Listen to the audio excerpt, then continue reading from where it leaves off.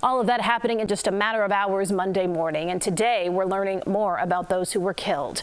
Our Sabrina Fonza spoke with one of the victims' fathers.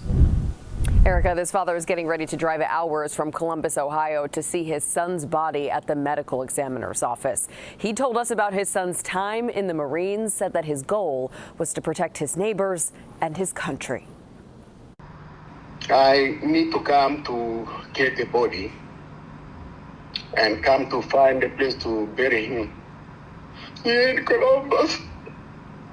His voice breaking. Leonard Namsadier, father to 28-year-old Simeon Bihesi, spoke to us as he prepared to pick up his son's birth certificate. He needed it to prove his parentage when he gets to the medical examiner's office. I'm just coming there. I do not know what the circumstance is going to be, but it is very hard.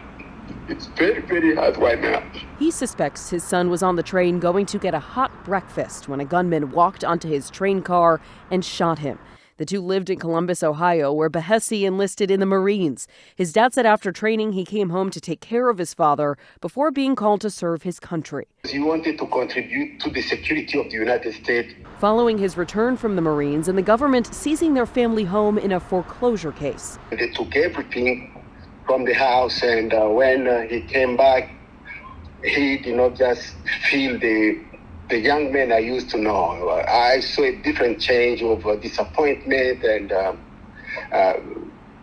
happiness and bitter. His father says Bihesi moved to Chicago near his mom, but later started struggling with homelessness. And things just collapsed very quickly to the point that now I lost him. Bihesi was one of 4 victims shot and killed on a CTA Blue Line train early Monday morning.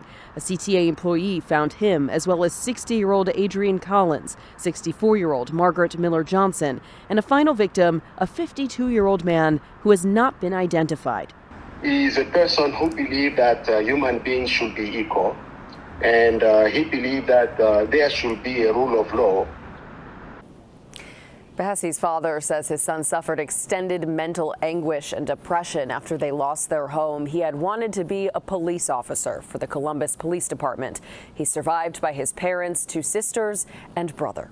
Live in the newsroom, Sabrina Fonza, CBS News, Chicago. All right, Sabrina, thank you.